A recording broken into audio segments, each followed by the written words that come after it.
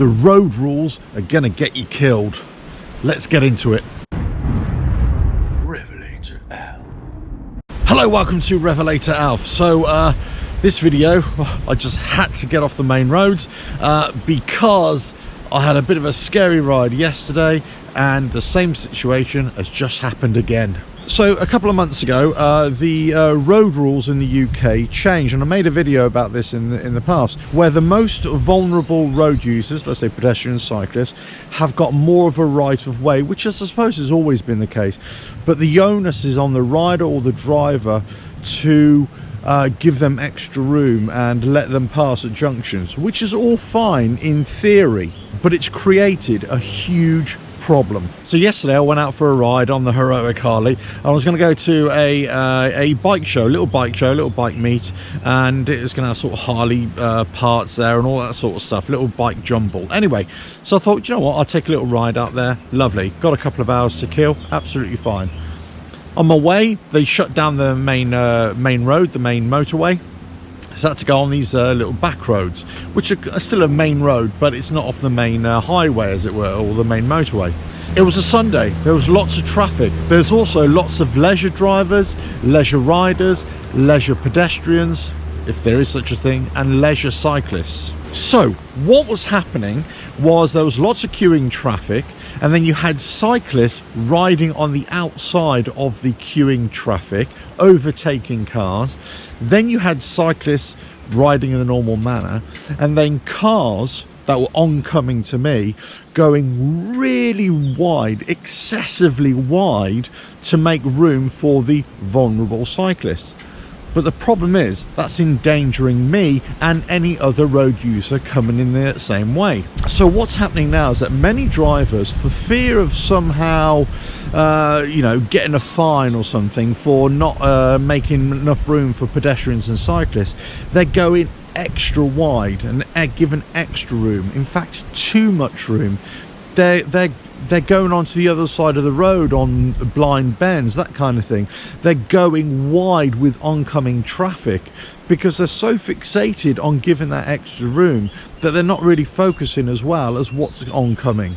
Now, this is not the first time that the government, this government or any other government, I suppose, around the world, has come up with a smart idea only for the people to think, what the hell have you done that for? A few years ago, they introduced these smart motorways in this country, where basically they blocked off the emergency access road, or the hard shoulders, we call it over here, so they can open up another lane and then just control the traffic flow on that and the speed.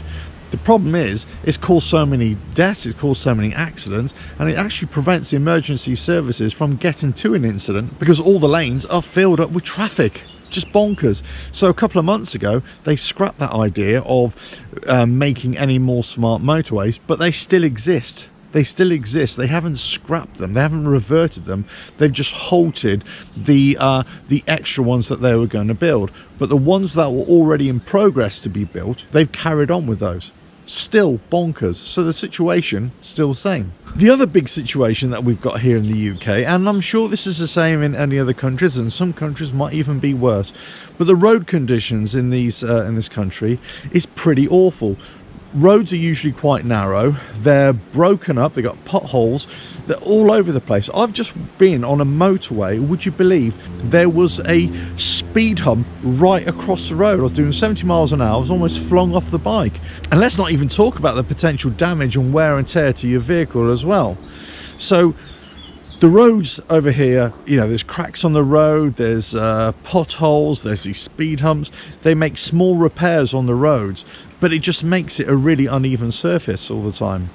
So cars and motorcycles and lorries and any other vehicle, they're trying to find the best line, the smoothest line a lot of times. And when it's heavier traffic, then people are, yes, they're frustrated as well, but they're also dealing with that. They're dealing with these road laws that people are come to terms with, and then they're also driving quite erratically because their mind is thinking more about a potential fine rather than driving safely.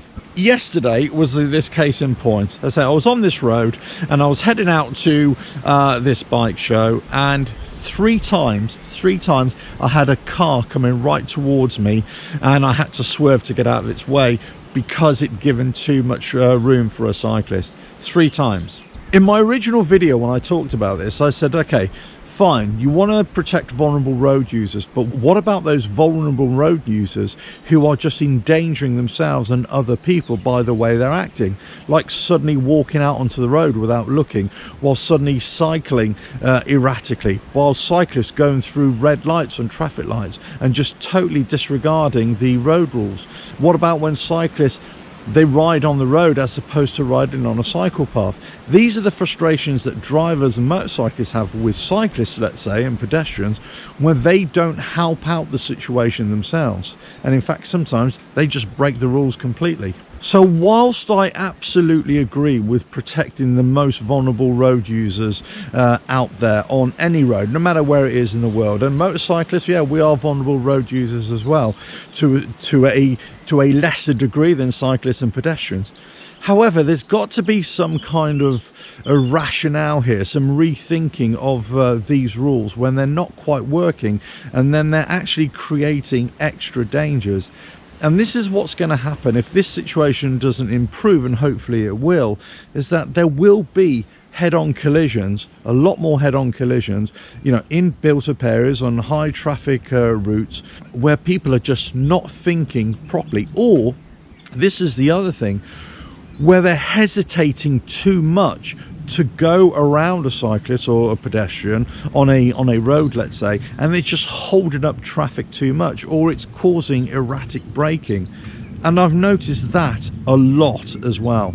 Hesitant driving and erratic braking when they're coming up to a vulnerable road user, when there's no need to be. You just drive around them. Now, of course, I could be completely wrong here, and invariably I am, but these things do infuriate me, and especially when yours truly is facing, you know, a hospital bed 3 times in an afternoon, and then just now it happens again, and you're thinking, well, surely something isn't quite right. So that's why I had to come on this little trail, let's say, on the heroic Harley, just to go check it out, get away from the hubbub of traffic congestion and all those road rules. And so here, just me, the bike, nature and the wind. Let us know your thoughts on this subject, no matter where you are in the world. If you've got some road traffic rules that are just bonkers and you think, what the hell's that going on about, then let us know in the comments. But if you're from this country, from the UK,